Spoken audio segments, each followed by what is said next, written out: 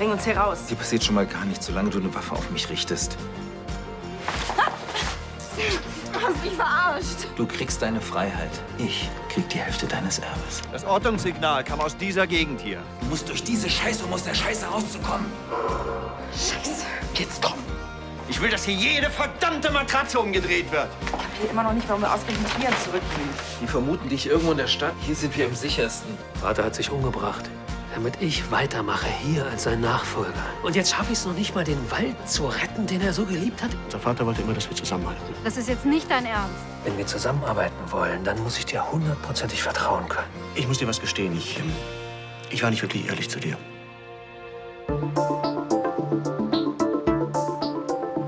Was soll das heißen? Du willst mir was gestehen?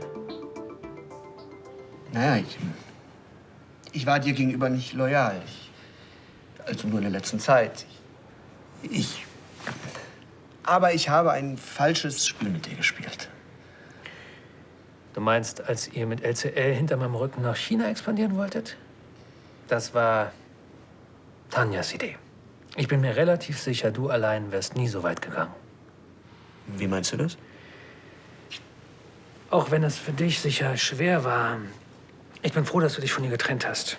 Tanja hat dich manipuliert. Trotzdem war es für mich nicht leicht, dir die Hochzeit Zu verbieten?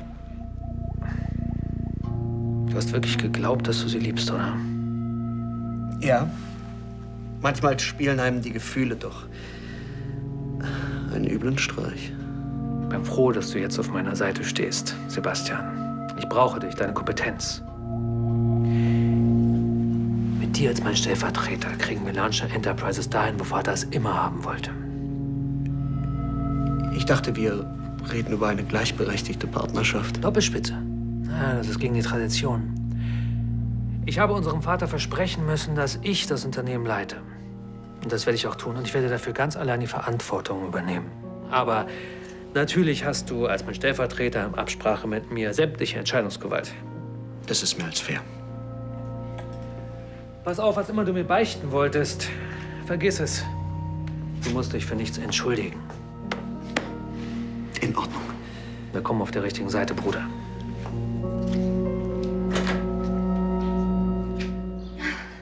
Maxi ist sofort eingeschlafen. Papa gemacht, Kaka gemacht. Ich hoffe, Maxi ist jetzt so fix und foxy, dass er mindestens für 2 Stunden schläft. Und du? Auch, oder was? Oh ja. Und so fertig, ey. Guck mich mal an. Sieht ja aus wie eine Eule. Meine ganze Sexiness ist im schwarzen Loch der Mutterschaft verschwunden. Dann zieh doch heute mal dein Beauty-Programm durch. Das Bad ist frei. Ich glaube, selbst dafür bin ich zu müde. Maxi hat die ganze Nacht gehustet. Ja, jetzt ist er ganz ruhig. Ja, endlich Ruhe. Geh schon.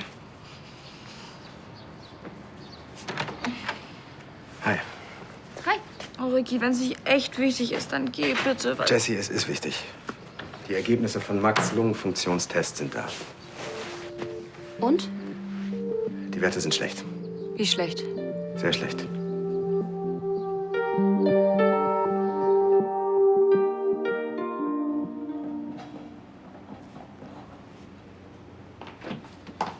Hier, schau mal, was ich in der Ambulanz gefunden habe. Elektroschrott. Großartig. Wenn ich an dem Ding ein bisschen rumgeschraubt habe, ist das so gut wie neu. Und dann? Willst du jetzt eine Pizza bestellen? Hey, mit solchen Geräten wurde früher der Notfallfunkverkehr geregelt, okay? Damit können wir die Polizei abhören. Pizza wäre mir lieber. Und wir haben keine Vorräte mehr. Mein Asthma-Spray ist auch leer. Statt hier einen auf Jugendforsch zu machen, solltest du lieber überlegen, wie wir hier rauskommen. Du dich vielleicht erinnerst, war ich bereits auf dem Weg nach draußen. Und wenn ich dich hier zurückgelassen hätte, dann würdest du jetzt wahrscheinlich den Gefängniswärtern auf die Nerven gehen und nicht mir. Ja, klar, es war ein Akt der Barmherzigkeit. Immerhin kassierst du die Hälfte meines Vermögens. Ja, falls wir das juristische Gemetzel überleben, das uns blüht, wenn wir hier rauskommen. Du bist zu meinen Anwälten. Willst du die damit anfunken? Damit wir überhaupt eine realistische Chance haben, mit ihnen zu sprechen, sollten wir der Polizei einen Schritt zuvorkommen. Deswegen der Polizeifunk. Na, dann schraub mal schön.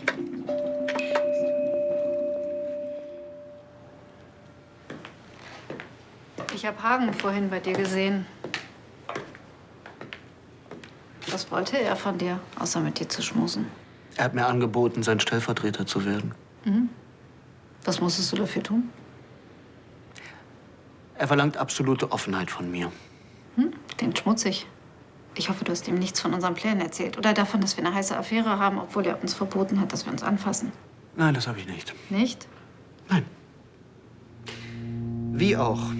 Ich bin ja gar nicht dazu gekommen, irgendwas zu erzählen. Hagen war viel zu sehr damit beschäftigt, mir seine Mission zu erläutern. Seine von Ludwig auferlegte Mission, von der er besessen ist. Und ich dachte, ihr wärt euch wirklich näher gekommen. Ja, das dachte ich auch. Aber auf eine ganz bizarre Art sind sich Hagen und Ludwig dann doch ähnlicher, als ich dachte. Er traut mir nichts zu. Genau wie Ludwig. Aber ich bin der perfekte Mann. Der perfekte Mann für die zweite Reihe. Er kotzt mich einfach an mit seinem Gefasel über Tradition. Mit seiner beschissenen Doppelmoral. Wo sind wir denn? Im 21. Jahrhundert? Ist doch nur noch lächerlich, oder? Was willst du denn tun gegen dieses lächerliche Regime? Ich werde mich jetzt verhalten wie ein echter Lahnstein. Ich werde ihm einen Korruptionsskandal anhängen. Und damit ist er die längste Zeit Chef gewesen. Ich meine, so regeln wir das doch in dieser Familie. Das hat Tradition. Der arme kleine Kerl. Das hat er doch nicht verdient. Nein, das hat er nicht. Können wir denn akut irgendetwas tun für ihn? Ihr könnt jedenfalls nicht mehr lange warten. Es muss konkret werden. Du meinst mit dem Umzug? Ja. Ihr müsst Maxi herausholen, sonst kann es zu chronischen Reizungen seiner Lunge kommen und da wird er dann ein Leben lang dran leiden. Und das wird dann nicht das unbeschwerte Leben eines Jungen, das wir uns alle für ihn wünschen. So weit werden wir es nicht kommen lassen. Danke, Ricardo. Ihr müsst umziehen. Je eher, desto besser für ihn. Wie schnell muss es denn gehen? In ein paar Wochen spätestens solltet ihr den kleinen Mann ans Meer gebracht haben.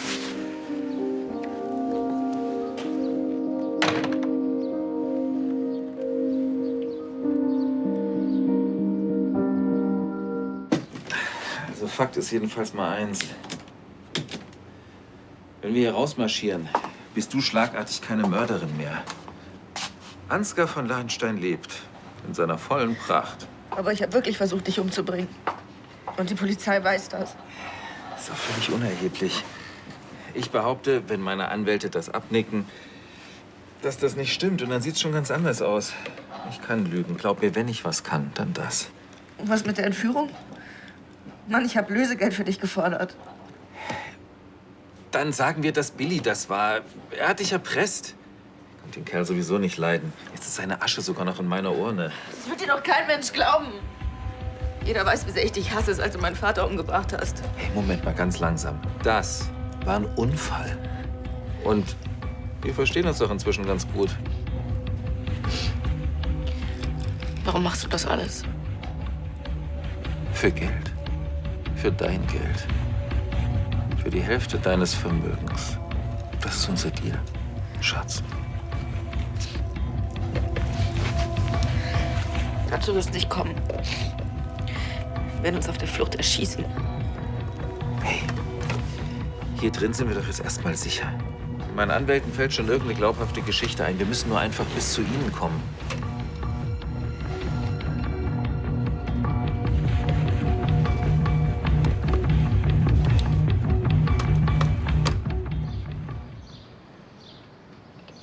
Dir ist schon klar, dass du jetzt ohne Hagen die Stadt verlassen musst. Nein. Die neue Diagnose wird ihn... Glaubst du, die ändert was bei ihm? Maxi ist sein Sohn. Er wird ihn nicht alleine lassen. Er wird mitkommen. Auch wenn ihr kein Paar mehr seid. Wir sind... Scheiße, ich weiß auch nicht, was wir sind. Dana. Erst bist du bei ihm eingezogen. Jetzt wohnst du wieder hier ohne ihn. Das wirkt nicht, als wärt ihr ein Paar. Jessica, hör auf. Hier geht's ja wohl um Maxi und nicht darum, ob die Liebe zwischen Hagen und mir funktioniert. Wieso drehst du das jetzt so? Weil ich ein Teil eurer Beziehung bin? Ich habe ein Kind mit deinem Mann. Eure Probleme sind genauso auch meine Probleme. Und ich bin bereit, mein ganzes Leben hier aufzugeben, um... Jessie, Hagen wird mitkommen. Er wird sich für uns entscheiden. Für Maxi und für mich. Wo willst du jetzt hin? Ja, wohin wohl? Mit Hagen reden.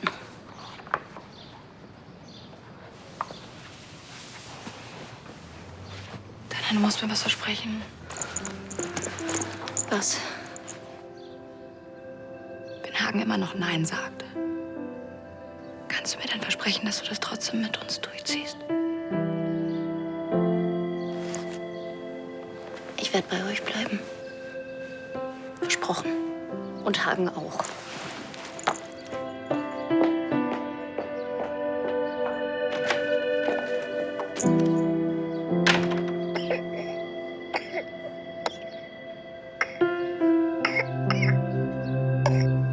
Das heißt, wir ziehen es durch. Wir räumen Hagen aus dem Weg.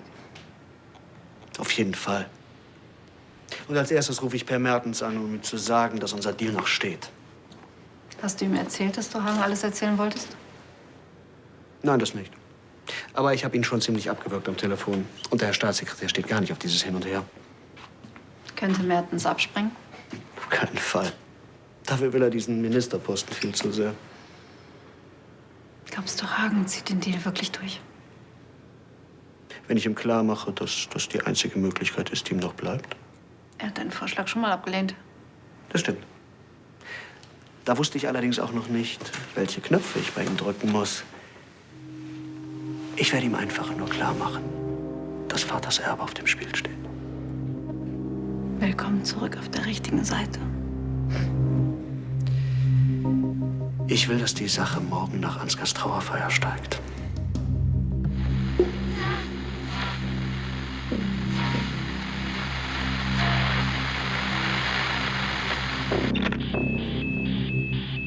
Wusste ich's doch.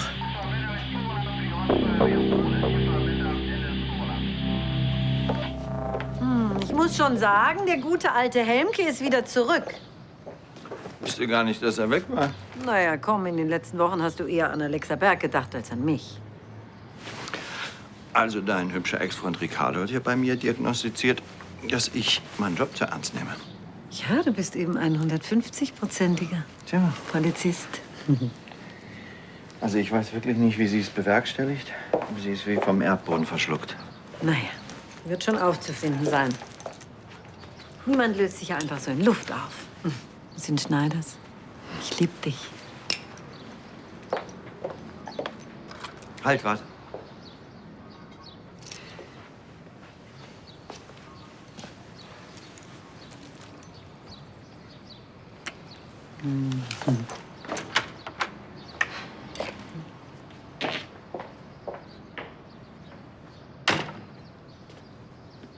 Sie haben eine neue Sprachnachricht.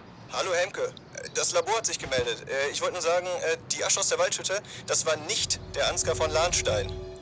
Das heißt, der Kerl ist so lebendig wie du und ich. Haben den Blitzer ca. 10 Meter vor dem Rheinufertunnel auf der Nordseite aufgebaut und sind auf dem Rückweg. Ende. Hast du das gehört? Es funktioniert. Super. Sparen wir uns glatt ein Knöllchen. Kramer? Ansgar von Lahnstein lebt und ich bin mir hundertprozentig sicher, dass er mit Alexa Berg auf der Flucht ist. Was das ändert, das ändert alles. Ich habe doch keine konkrete Spur. Verdammt nochmal, ich habe die ganze Stadt auf links gedreht. Ich weiß nicht, wo ich noch suchen soll. Kramer, was heißt, wir brauchen keine Teambesprechung? Wieso? Das ist es. Das ist unser blinder Fleck. Sie sind da, wo wir schon gesucht haben. An alle Einheiten. Welcher Einsatzwagen befindet sich in der Nähe vom alten Theresienkrankenhaus? Kollege Helmke fordert Verstärkung an. Einsatzzentrale, bitte kommen. Hier Einsatzzentrale. Hier Meixner, Wagen 23. Wir sind in der Nähe und könnten in 5 Minuten da sein. Ende. In Ordnung. Fahrt los. Ende. Fuck, wir müssen sofort hier weg.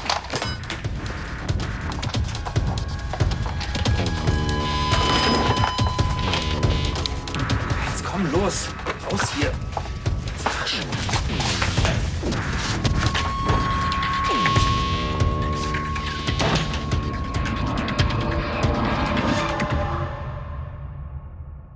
Mir ist da eine Sofortmaßnahme eingefallen, wie wir das Unternehmen in puncto Nachhaltigkeit aufrüsten würden.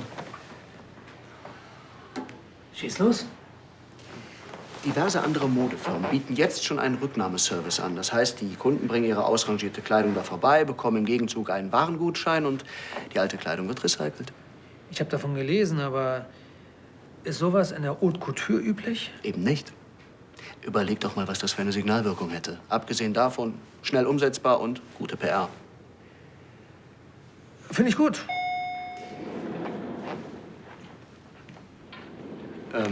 Peer, was machst du hier? Wir sind mitten in einer Besprechung. Ich wollte die Herren lediglich informieren. Die Verkehrsministerin wird übermorgen den Bau des Autobahnzubringers durch den Lahnsteinforst in einer Pressekonferenz bekannt geben. Wir werden bis dahin Mittel und Wege finden, das zu verhindern. Graf Lahnstein, nachdem eindeutig festgestellt wurde, dass es in diesem Teil des Forstes keine Sumpfohreulen gibt, sehen wir keinen Grund, das Projekt weiter zu verschieben. Noch ist es das Land unserer Familie. Sie können nicht so einfach darauf zugreifen. Das Verkehrsministerium wird ein Enteignungsverfahren beantragen. Es ist landesrechtlich geregelt und legal. Ich habe alle juristischen Möglichkeiten überprüft. Selbst wenn wir uns durch alle Instanzen klagen gegen das sogenannte Allgemeinwohl, haben wir keine Chance. Sehen Sie den Tatsachen ins Auge. Ein paar Bäume werden gefällt. Ein paar Bäume? Meine Vorfahren haben diese Wälder seit Jahrhunderten bewirtschaftet, vor Angriffen verteidigt. Die Seele meiner Familie wohnt in diesen Wäldern. Und wir bauen eine Straße durch Ihre Seele. Kommen Sie damit klar, es wird passieren.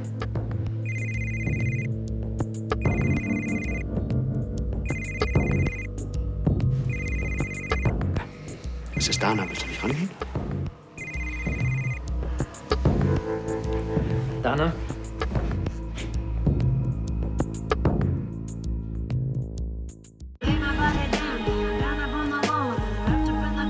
Sag Jessica, sie soll sich keine Sorgen machen. Ich regel das. Suche eine Wohnung in der Nordsee. Betreuung für Maximilian, ich finanziere das alles. Du willst es finanzieren.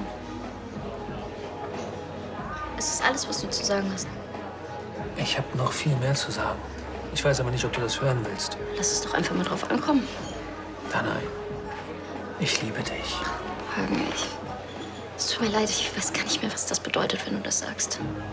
Die Frage, auf die ich eine Antwort will, ist, wirst du mit uns mitkommen? Mit mir und mit Maxi. Glaub mir, ich würde nichts lieber tun. Aber? Ich muss das hier zu Ende bringen. Es steht so viel auf dem Spiel. Aber ich werde nachkommen. Wann soll das denn bitte sein? Wenn ich das Versprechen, das ich meinem Vater gegeben habe, erfüllt habe. Das wird nicht passieren, Hagen. Wieso siehst du das nicht? Es gibt kein Später. Das, worauf du dich da eingelassen hast, frisst dich auf. Und ich verstehe einfach nicht, warum. Damit dieser verdammte Stammbaum weiter in den Himmel wächst? Maxi ist deine Zukunft. Warum kapierst du das nicht? Dana, hey!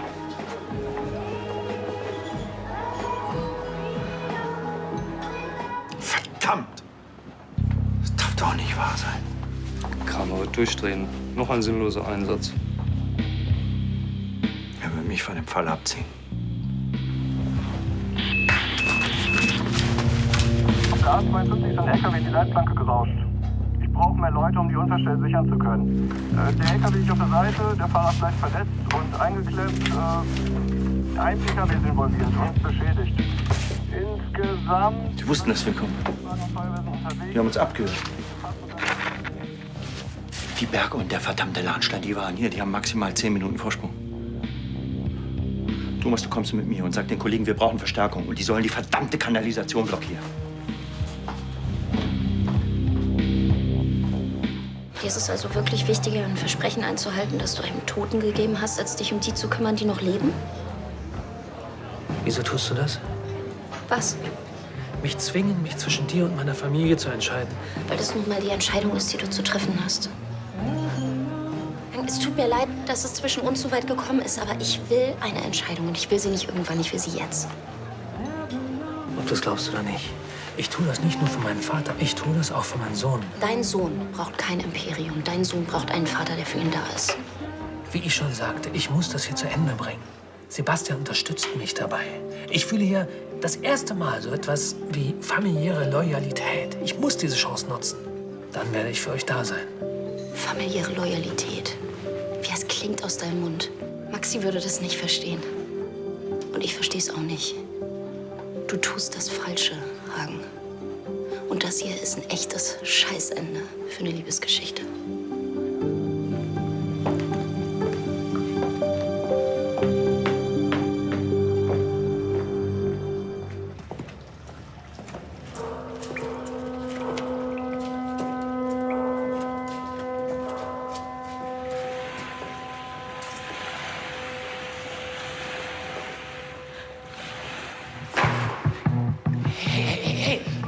Du machst mir jetzt hier nicht schlapp, ja? Das macht doch alles keinen Sinn mehr. Was macht keinen Sinn mehr?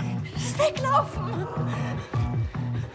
Sag mal, können wir uns solche Grundsatzdiskussionen vielleicht für später aufheben? Ich will nicht, dass das hier passiert. Ich will, dass es aufhört! Jetzt schau mich an, ja? Mann, die Polizei, die kriegen uns. Mann, die wussten doch sogar, wo wir sind.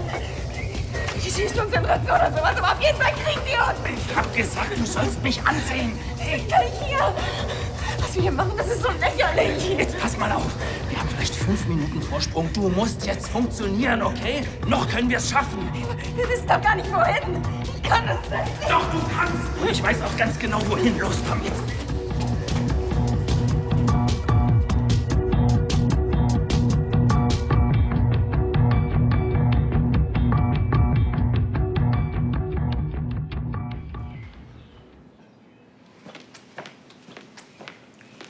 Gut, dass ich dich sehe.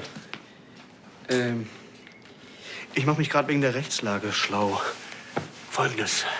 Das Land kann uns zwar enteignen, aber es muss uns angemessen entschädigen. Es wird nicht ein Baum gefällt. Ja, was soll das heißen? Willst du die Ministerin jetzt doch bestechen? Wenn es das ist, was wir tun müssen, um unser Eigentum und das unserer Kinder zu beschützen?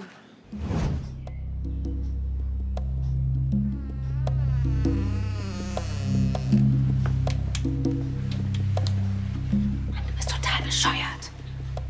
Ausgerechnet Königsbrunn. Was meinst du, wie oft ich mich hier vor meinem Kindermädchen verstecken musste? Kein Mensch kennt das Schloss so gut wie ich. Ich weiß doch, wie wichtig es dir ist, Vaters Erbe in seinem Sinn fortzuführen. Du tust das Richtige. Ich bin es ihm schuldig. Herrgott, nochmal, können sich diese beiden Kasper nicht woanders unterhalten? Das kann doch noch ewig dauern. Hör zu, ich will, dass du das einfädelst. Ein Treffen oder wie auch immer. Okay, ich leite alles in die Wege. Danke. Wofür?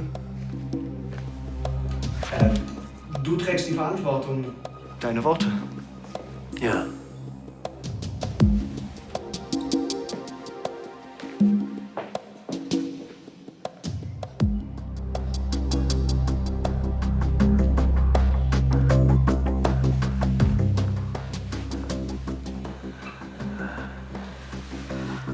Was jetzt? Ja, was wohl? Jetzt schleichen wir uns auf den Dachboden und dann schauen wir weiter. Was spinnst du? Alle werden uns sehen. Nicht, wenn wir... Pass auf, vertrau mir einfach, okay? Ich kenne mich hier aus.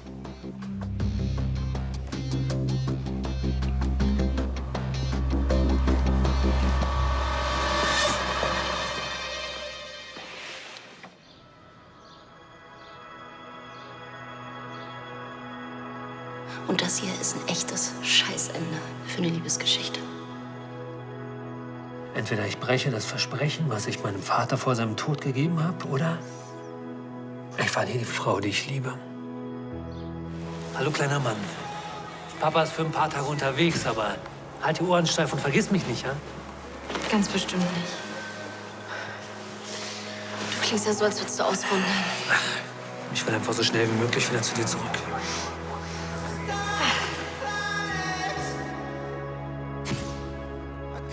Ich weiß einfach nicht mehr, was richtig ist.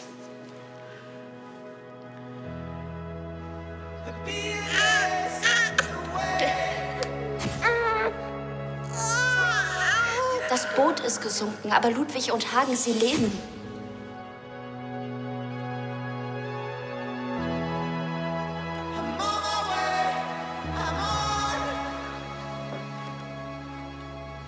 Sie sind ein Lahnstein. Und ich bin lange genug hier, um zu wissen, was das bedeutet. Ihr Vater hätte sicher auch lieber ein anderes Leben geführt. Aber er hat sich für die Verantwortung entschieden. Und er ist ihr nachgekommen.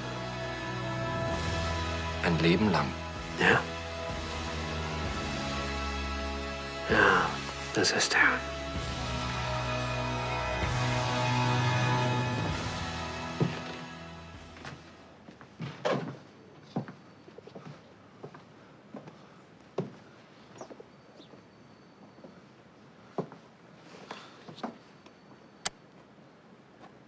Na toll. Von einem Drecksloch ins nächste. Als ich ein Kind war, war das hier für mich das Paradies. Und abgesehen davon sind wir einen Schritt weiter. Und morgen versuchen wir uns zu einem meiner Anwälte durchzuschlagen. Super. Erstmal Bonnie und Henke, Clyde. Wir sind echt ein tolles Team. In jedem Moment könnten hier die Jungs vom SEK reinstürmen. Ach, Blödsinn. Die suchen dich doch nicht bei der Familie deines Mordopfers. Stimmt. Eher laufen wir einem deiner zahlreichen Verwandten über den Weg. Hier oben sucht niemand. Und abgesehen davon gibt's hier Decken. Ich bin begeistert. Okay, hör zu. Du musst wirklich aufhören, so pessimistisch zu sein. Das zieht mich so ein bisschen runter. Danke. Ja, vorhin im Tunnel, da... Ich hätte es nicht geschafft. Ich wollte aufgeben. Ich denk mal, das Ganze hier, diese Flucht und auch später vor Gericht, das können wir wohl nur gemeinsam schaffen. Ja, na schön. Wo willst du hin? Ich glaube, wir haben beide ziemlichen Hunger. Und ich brauche eine Flasche Whisky. Okay, aber sei vorsichtig. Es darf dich keiner sehen. Danke für den Tipp.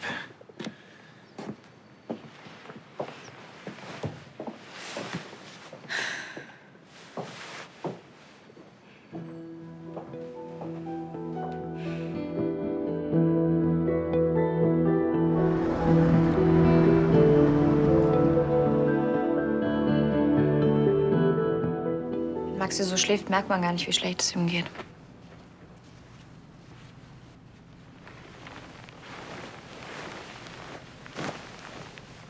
Hast du mit Hagen gesprochen?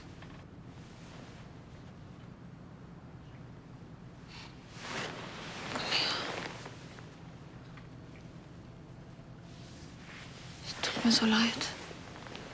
Ich schaff das nicht. Ich kann ihn nicht ein zweites Mal verlieren. Wenn ich mit ihm rede, dann ist das immer so, als wäre er gar nicht da. Vielleicht unterschätzt du immer noch, wie stark ihn die Insel verändert hat. Das Seltsame ist, dass er mir immer noch sagt, dass er mich liebt. Glaubst du ihm das?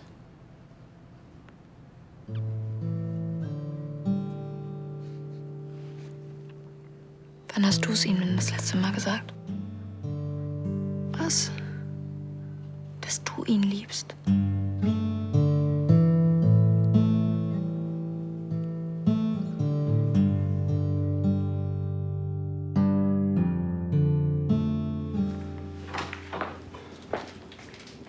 Na, endlich. Und? Wie ist es gelaufen?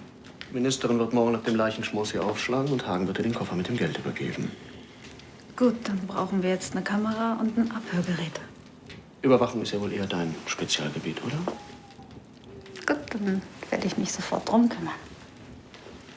Ich freue mich schon auf unsere Hochzeitsnacht. Die wievielte ist es? Also meine wievielte?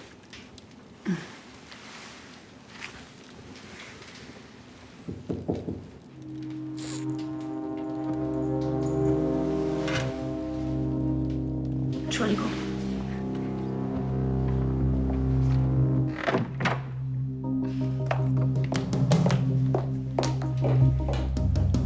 Wie lange stand sie jetzt schon da?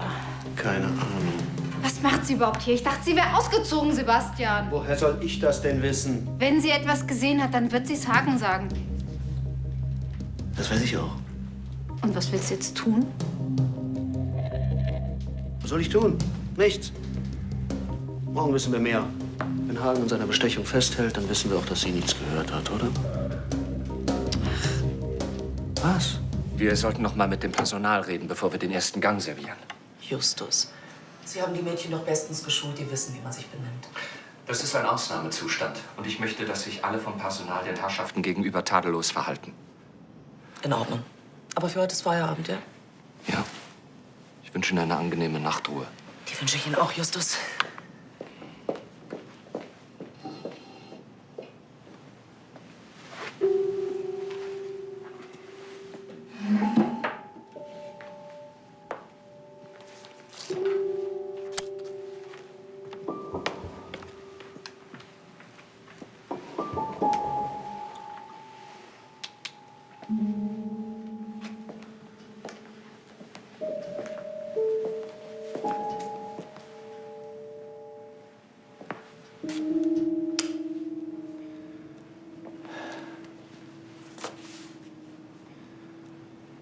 Home sweet home.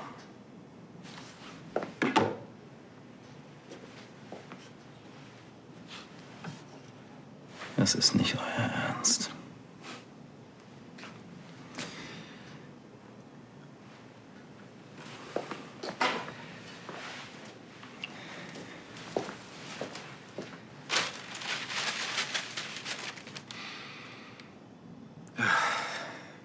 Linse, was habe ich dich vermisst?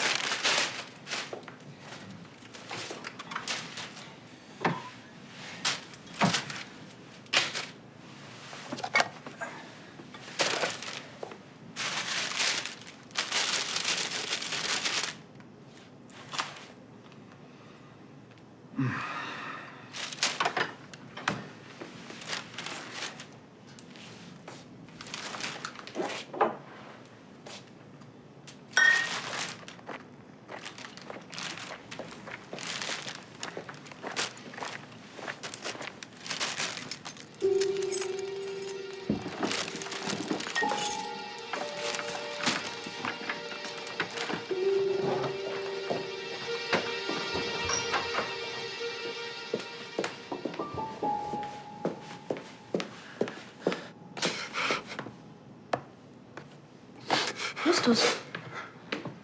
Ist alles in Ordnung? Natürlich. Es ist nur wegen Graf Ansgar. Er fehlt ihm, nicht wahr? Egal, was die anderen über ihn sagen. Er hatte Format. Und er hatte auch ein gutes Herz. Und wäre ich eine Frau gewesen, hätte ich mich in ihn verlieben können. Haben Sie Zwiebeln geschnitten, Justus? Oh, nicht noch der Vogel. Die grausame Zwiebel des Abschieds.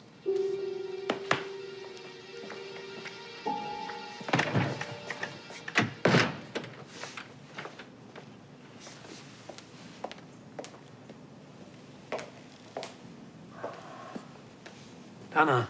Hagen, ich hab dich überall gesucht. Ich muss mit dir reden. Das ist wichtig. Ja? Ach, sagtest du nicht, Sebastian und Tanja sind getrennt? Ja. Wieso?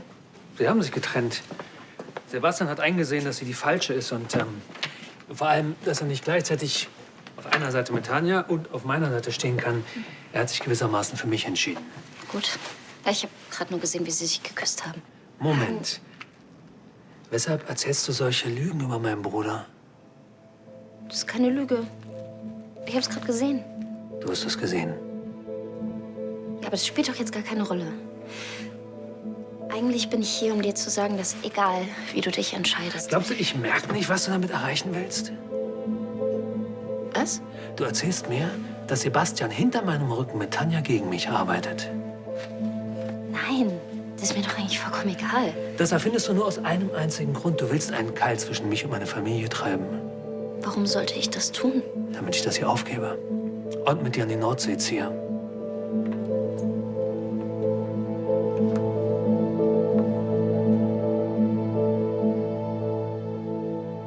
Das traust du mir zu? Mir wird ganz schlecht, wenn ich an morgen denke. Brauchst du nicht. Du hast eine wirklich gute Trauerrede geschrieben. Ich wünschte, wir wären alleine in der Kapelle. Nur wir zwei. Hey, so schlimm wird's schon nicht werden. Es ist doch nur die Familie da. Die Landsteins sind nicht Familie. Sebastian hat Ansgar auf dem Gewissen und Hagen deckt die ganze Scheiße. Das kannst du aber nicht beweisen. Ja, aber es stimmt trotzdem. Denen ist es doch nur recht, wenn wir die Urne so schnell wie möglich beisetzen. Hey, pass mal auf, die Launchstars können nicht mal kreuzweise, okay? Du hast dafür gesorgt, dass die Trauerfeier was ganz Besonderes wird. Hey, das ist dein Abschied morgen. Meinst du, es wird persönlich genug? Wenn Ansgar da wäre, würde er es sehr persönlich finden. Ich will, dass es etwas ganz Besonderes wird. So wie bei Mama. Das war so schön. Oh Mann. Ich will mich nicht von Ansgar verabschieden. Ich weiß. Ich fühle mich so alleine. Erst Mama und jetzt Ansgar. Ist doch echt beschissen. Hey, was soll das werden?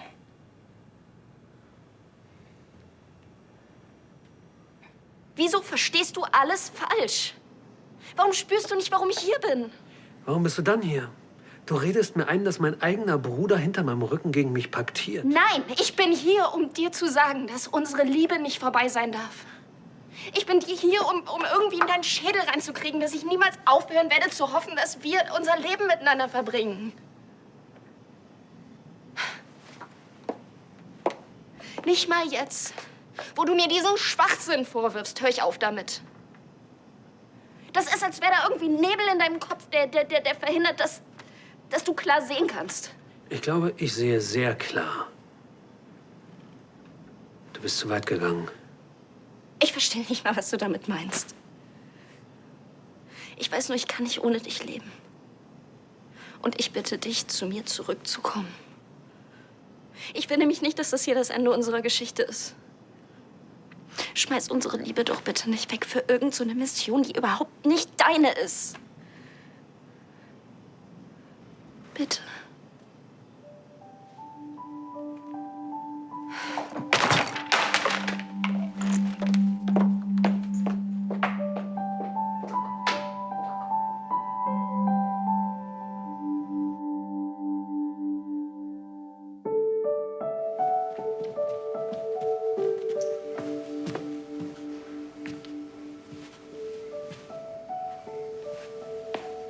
Guten Morgen.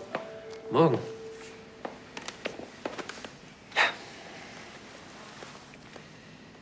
Dana war gestern noch hier.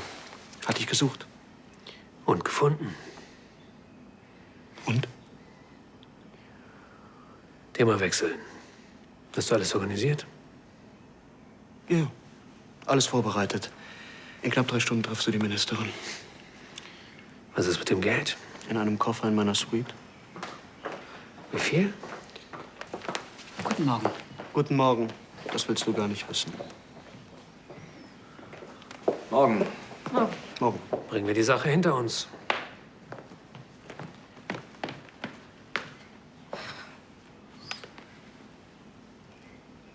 Ich weiß, ihr hattet alle nicht das beste Verhältnis zu Ansgar. Das beruhte auf Gegenseitigkeit und deshalb würde er heute von euch auch nicht erwarten, dass ihr irgendetwas vorheuchelt.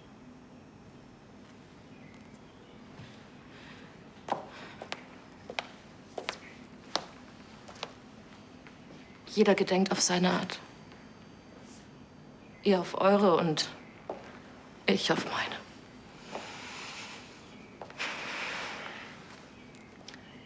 Wir sollten jetzt in die Kapelle gehen.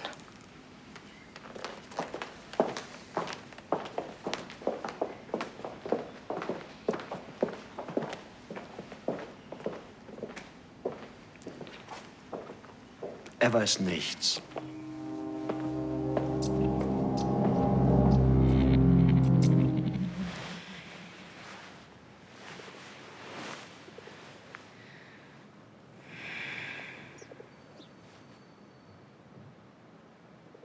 Du siehst beschissen aus. Hast du nicht geschlafen? Danke. Nein. Komische Vorstellung, dass gleich deine eigene Trauerfeier stattfindet. Königsberger Klopse zum Leichenschmaus. Das geht ja gar nicht. Als ich gestern Kims Stimme gehört habe, klang so traurig. Wenigstens eine, die um dich trauert. Ja, ist auch die einzige. Die anderen würden am liebsten eine Polonaise um die Kapelle machen.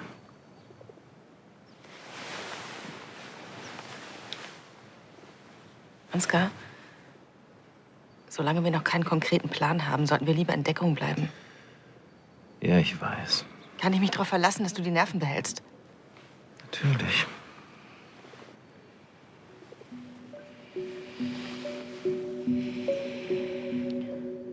Okay, wenn du da jetzt runtergehen willst, dann mach das.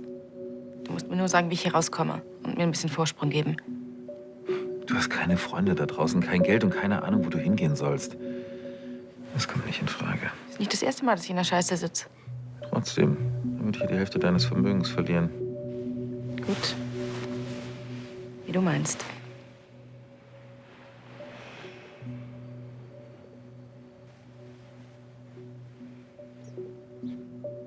Okay, jetzt reicht's. Ich muss Kim sehen. Wieso sagst du jetzt alles aufs Spiel, verdammt nochmal? Also, ich mache keinen Fehler. Ich bleib in Deckung. Ich will sie nur sehen, okay?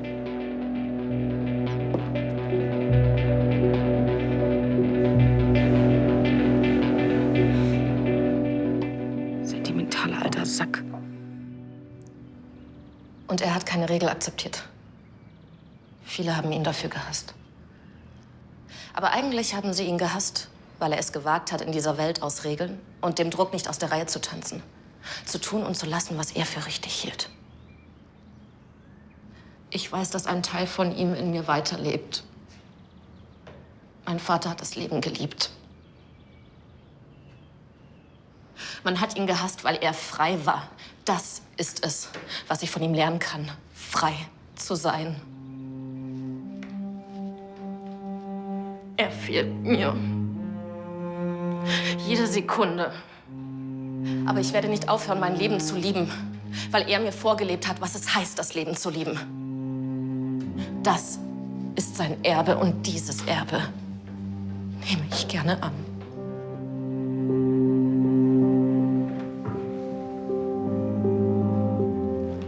Schatz, es ist vorbei.